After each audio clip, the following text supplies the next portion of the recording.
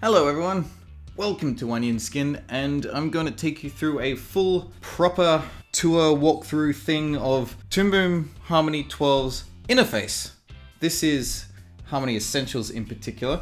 I'm going to show you how all the windows work, how everything moves about, where the secret buttons are, all that kind of stuff. When you first open it up, you'll probably see something like this. A really cool thing about Harmony's interface is how versatile every panel is. Everything can be moved around and customized to a really stupidly good degree to fit exactly your workflow, because Toon Boom has a lot of different styles and different ways of working in it that your workflow and the way that you set up the program and the tools that you use may be completely 100% different to the tools and the setup that I would use, and that's okay, because it can be thought of probably more like an operating system even rather than one application, and each window contained inside is almost its very own application. So when you open up the program for the very first time, it'll probably look something like this. Big gray area in the middle, some tools down the right hand side, and the timeline is down on the bottom. A whole bunch of working tools along the side, and all of these panels across the top. How these can be customized is pretty interesting. So for example, the toolbar over here, you can see a few of them have this little arrow in the bottom corner. Hold that down and you can get some subtools. Whereas these ones up the top here, these buttons are for like file save, all that kind of thing, whereas these ones are editing controls: undo, redo, cut, copy, paste. The next one along is play. This one is like a render play. If you press that, it'll kind of do a temporary export and show you what your video is looking like. This one is loop, so when you hit play, it'll go to the end there and boop, restart again. You see that happening. This sound button will play the sound in your video just as you're watching it, and S stands for scrub. That means sound will play when you're kind of doing that and watching the animation over and over again. These controls next to it. This slider will kind of move through the frames at the pace that you move it. So just see what's happening there. If I move it a little bit, it's kind of scrubbing. If I move it fast, it goes. Whereas this bottom meter is like a little turntable. I don't really use it too much because it's usually easy to just kind of pick up the scrubber itself, but I suppose it's handy. You can see next to it, you can punch in the frame number manually, as well as the start and stop. What the start and stop does, notice if I put that at 5 and the stop at 10, see these little black triangle bracket things have snapped in like that. And now if I hit play, it will just do that little section. So that's handy for testing just a section of your animation without having to watch the whole thing every time. Meanwhile, the last one, frames per second, is probably set up at 12 by default. I can't really remember, but I usually use 24 because that is double what 12 is. So you get a lot more smooth animations, and then if you're animating in 2s, which is putting a new drawing at every second frame. Now this top bar here, apart from these ones I've shown you, is highly versatile. So these two sets at the start, the file and the edit ones, they're kind of useless. I don't use them like at all because file, open, save as, and was that one export? Import. Okay, that one's kind of handy. But they're all under here, under file. So what's the point? And edit's the same thing.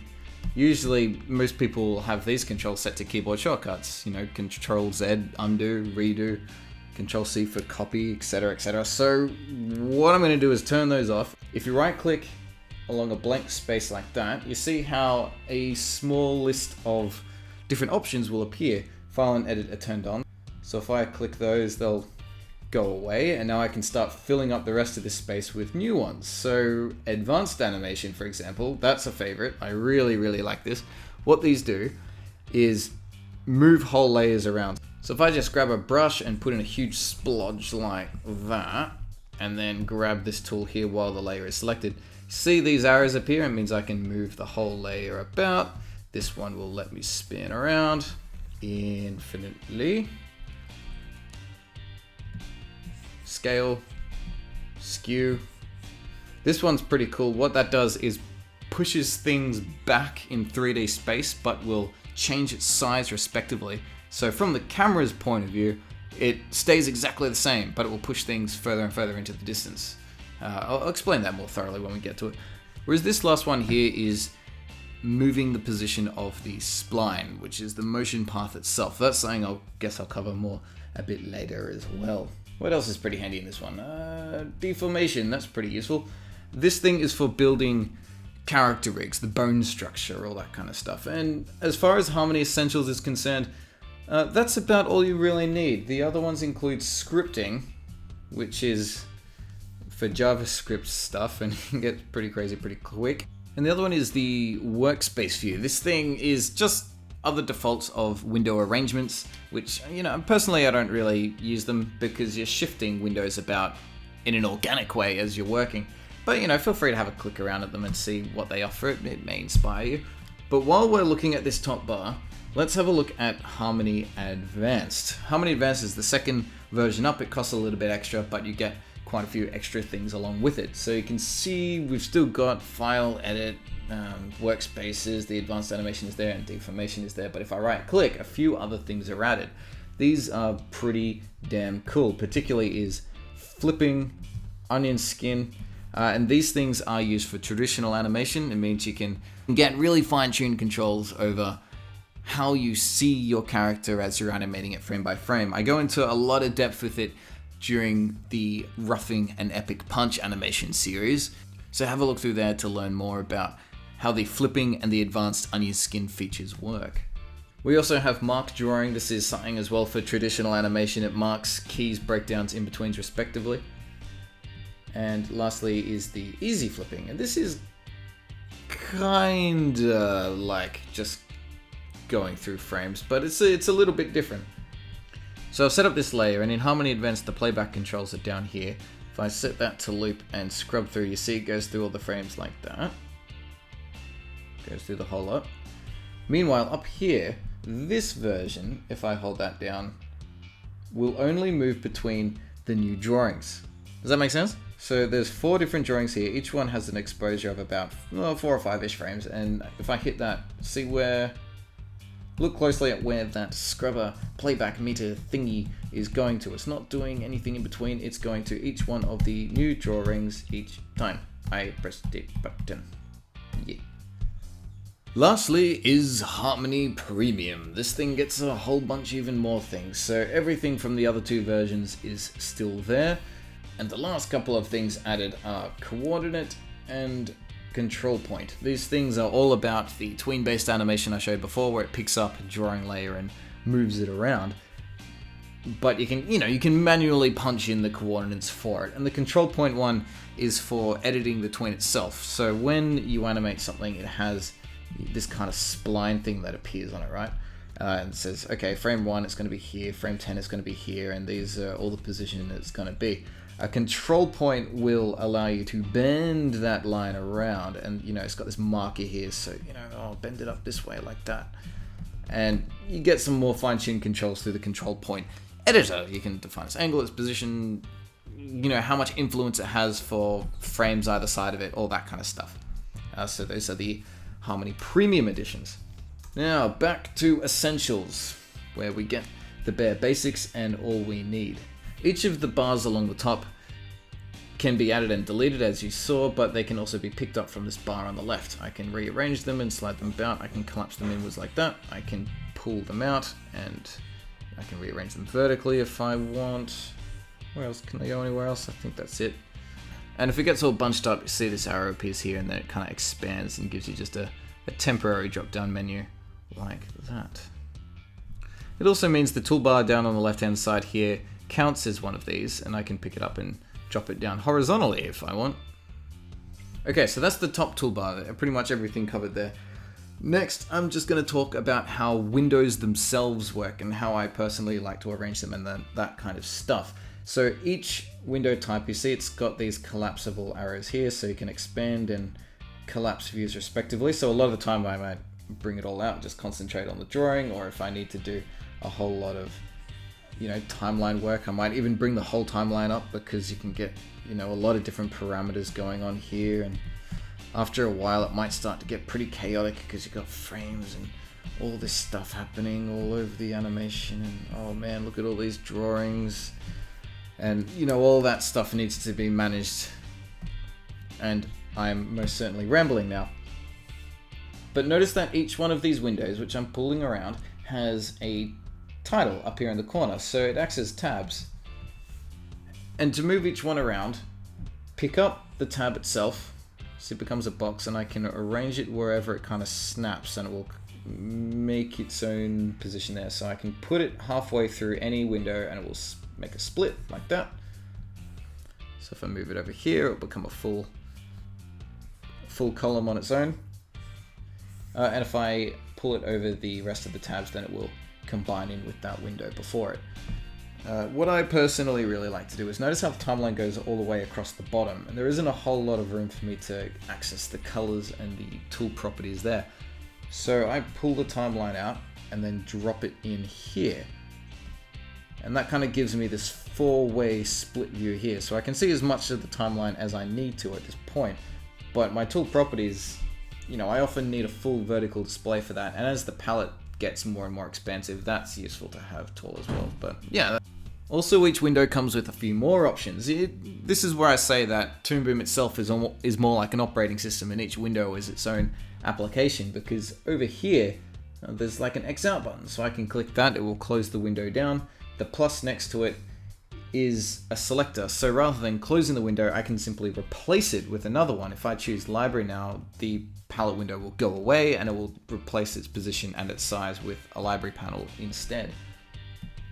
Meanwhile, in the top left is a pull-down menu, in this case palettes and colors, and most windows have this, most of them. And pretty much gives you an edit panel that is unique to that view and gives you options that are accurate for that view, and you know, so it doesn't need to muck you around at all. So for another example in Harmony Premium is the node view here. If I pull down on this, I get, you know, I can get to different node selections here, or I can insert different node types. So, you know, there's a composite there now. That's pretty good. But I'm not going to find that if I go up to like file insert or whatever. You know, it doesn't need to be. Now, last thing before we get into the actual individual window types themselves is the secret controls. There's secret controls for most of the windows. Did you know that? They're pretty good, and it gives you a very deep level of things you can do with most of the window types, and here's how you get to them. See here on the timeline, there's this blank space here. If I right click on that and press timeline view, a whole host of more controls will appear before it. So for example, this will create new drawings for us. This one will make a motion path keyframe. See, the little dots will appear when I start pressing that. The camera view has this as well. If I press camera view, more appear. I'm pretty sure that, yeah, the drawing view has some. So some views have it, some don't. And just kind of click around, see what you can discover. So tool properties, if I right click there, no, nothing happens. So, you know, that's all we get for that one. Library view. Oh, library view has one. Oh, cool. So what's that got? That has open library, close library. So, you know, Toon Boom's pretty good to click around and teach yourself because it has all these handy tooltips. If I roll over something, so translate, move layers, X, Y, and Z. Oh, okay, yeah, that's good to know.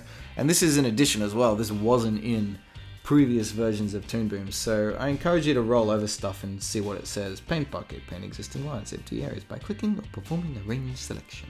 Yeah. But no, I'm still not done yet.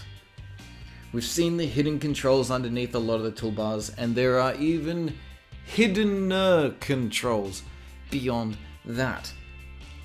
If I right click again, notice that some of the toolbars that appeared up here appear in this list as well. And it does exactly what you'd expect it to. I press tools, and look, now my tools are literally embedded inside the timeline as well. And you know, I can pick it up and I can put it vertically down the side of the timeline if I really want, and you know, whatever.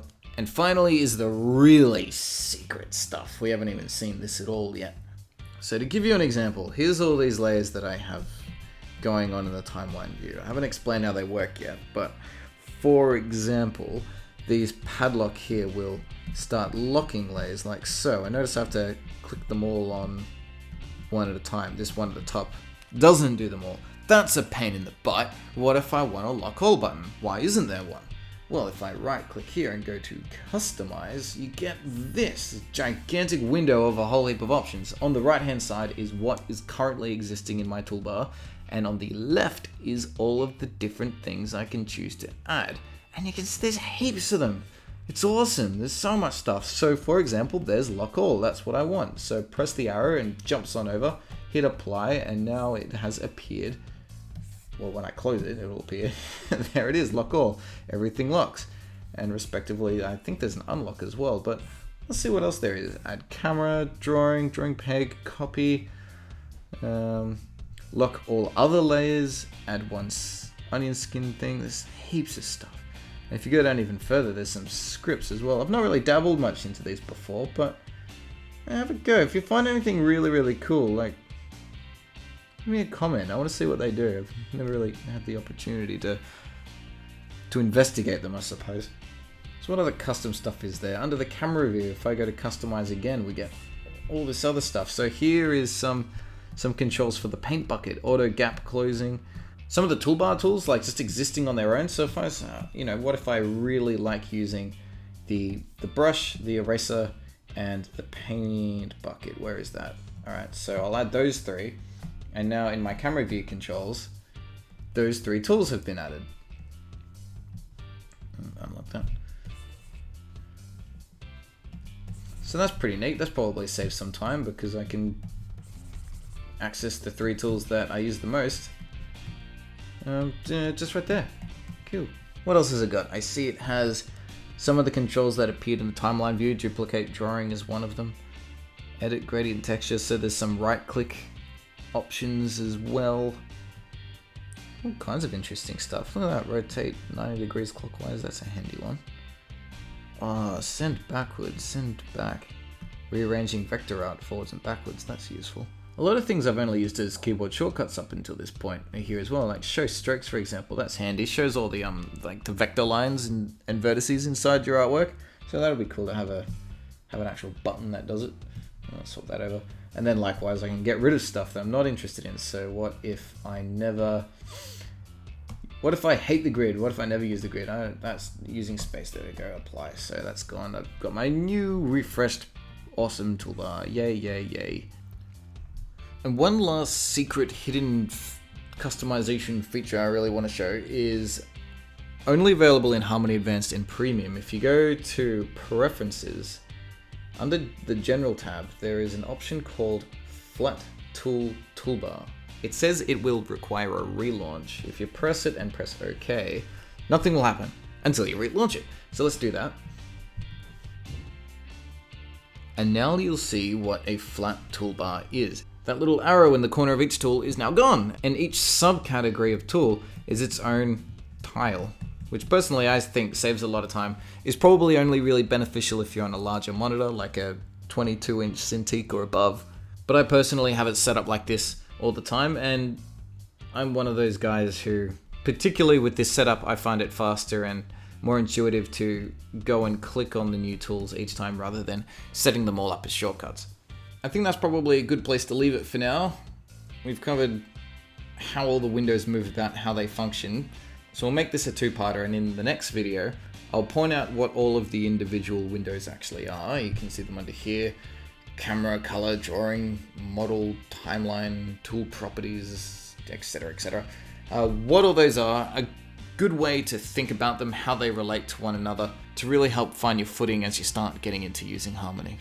Thank you for sitting through it. I hope just hearing about interface control didn't get too dull. So have some fun, and I'll see you in the next one.